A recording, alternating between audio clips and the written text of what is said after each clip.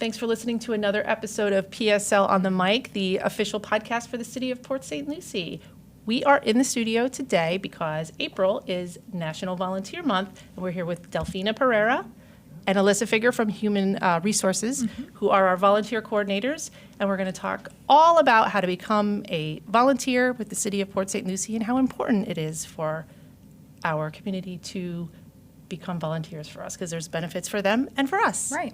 Welcome, ladies. Hi, thank you. Tell us a little bit about yourselves before we start.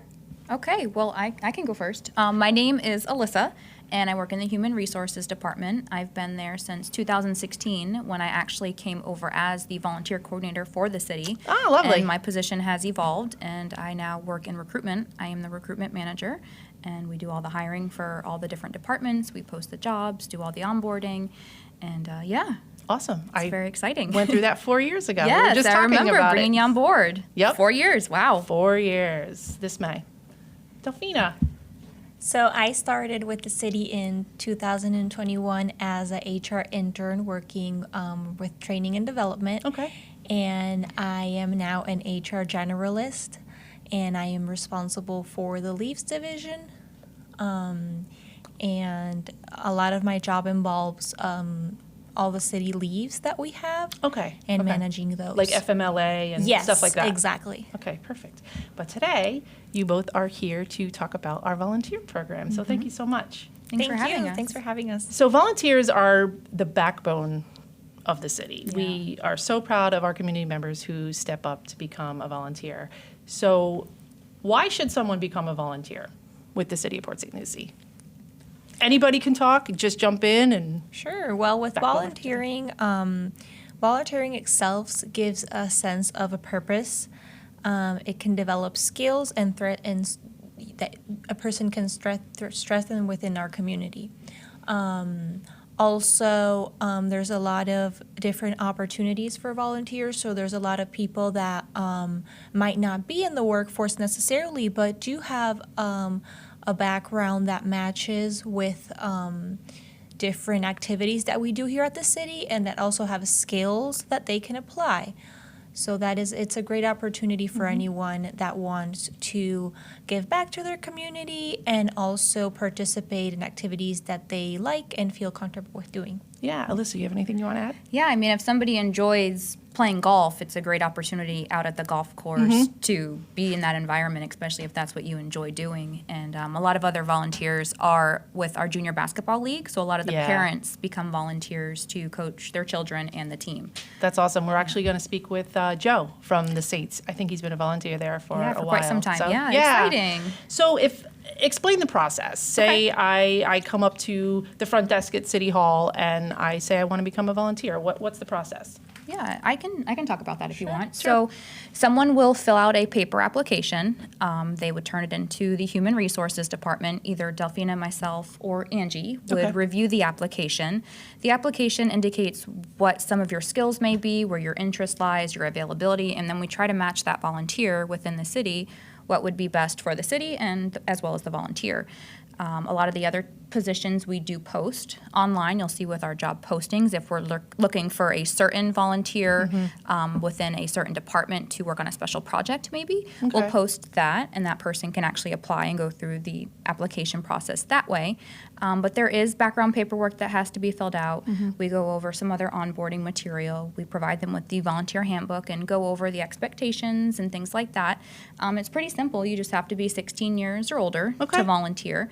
And we have volunteers all the way up to their late 80s and 90s. Yeah. So that's that's what I love about the volunteer program too, is that there's retirees. I mean, we're full of lots of people who move from the north. They're retired. we have they want to live in snowbirds Florida. who volunteer. Exactly. Like they come and do it during the fall or the winter, and then they go back to Wisconsin or Michigan or wherever.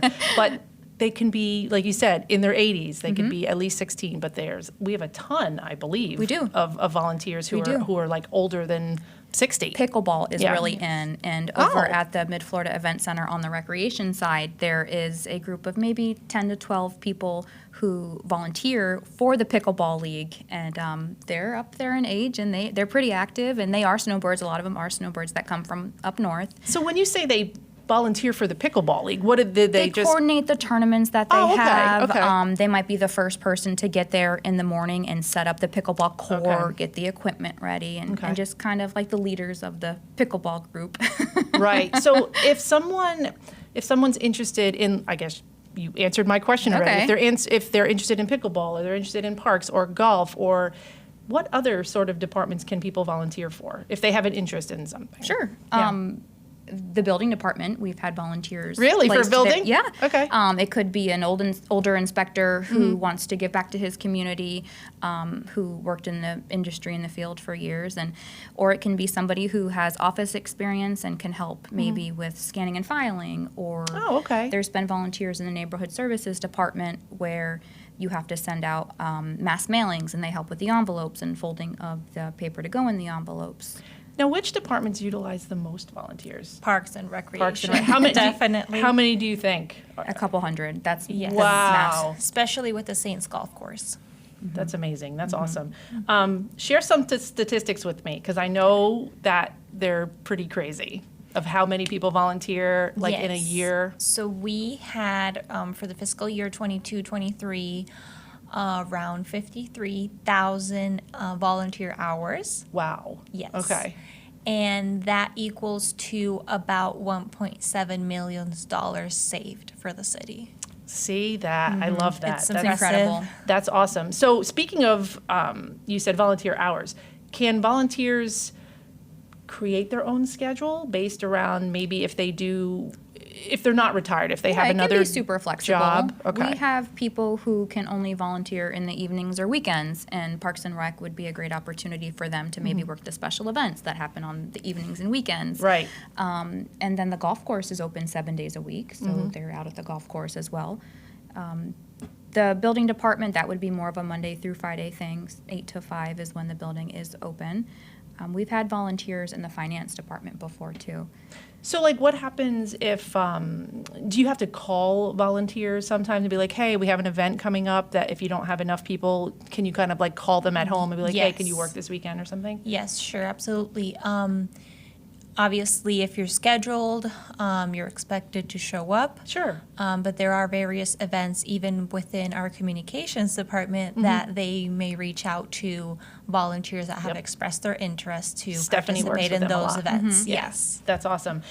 Can you share a success story or two about a volunteer that kind of sticks out in your head that made the yeah. biggest difference in the city, or maybe moved on somewhere? One that I remember in particular, it was a young girl who was a senior in high school at Fort Pierce Central High School, and she expressed her interest in working in the legal field. So I remember her senior year of high school, she was doing the dual enrollment, so she also went to Indian River State College. Okay. And in the afternoons after class, she would stop by City Hall. It was 2 to 5 p.m. She did a couple days a week and maybe less than 10 hours a week. But she volunteered in our legal department with the city attorneys, and she thrived up there. And she later went to school down in Miami somewhere, and now I know that she practices as an attorney down there. So I think that's a great success story. It's special because she looked at me as a mentor as well. Yeah, that and must you be build the nice, yeah. relationships, and it was really nice. That's awesome. So why do both of you enjoy working with our volunteers, or even just coordinating the program? So it's nice to see how people want to give back to the community and also want to apply their knowledge. For example, our junior basketball coaches, those are a lot of people that are knowledgeable in basketball. So even though they might have practiced it in the past, they know they have the techniques, they have the specific requirements, and they want to help others. There's a lot of parents that also get involved with that as their children participate in those type of sports. And I just enjoy receiving them, chatting with them, seeing what they're going to do. It's a very nice. They What about you, definitely have a Alyssa? lot of cool stories. When you sit Yeah. down and meet with them to fill out the paperwork, they talk about their 30-plus years, maybe working in the finance department as a finance director, and they come with all of this knowledge. Even somebody who worked in event planning, they may want to volunteer over at the Mid-Florida Event Center in the guest services desk, and that's the perfect placement for them because they understand how an event runs and what the expectations are and how to communicate with the public and point them in the right direction of their event and help answer the questions on the phone or sell the tickets for the events. And we talked earlier that there's kind of like a dual positivity here. Like it helps the person volunteering. Right. But in what way does it help the city? So we can be limited on our headcount. We are local government. So these don't necessarily replace the FTEs that we have. They just add with the help that they're able to provide. And Delfina said before, $1.7 million. That's just incredible. I love that. And we're so grateful for it. Thank you to our volunteers. right. Now, how can people, you explained it earlier, but is there a website that people can check out to Yes, the volunteer learn more about it? information is on our website, the city website. They may also contact HR directly, Okay.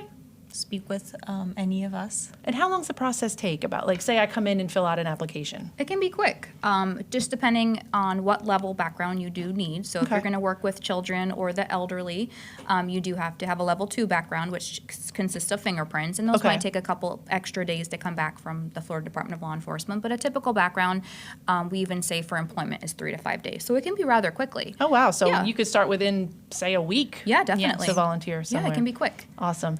Ladies, thanks so much. Before we conclude, I'm going to let everybody know you can go to cityofpsl.com/volunteers.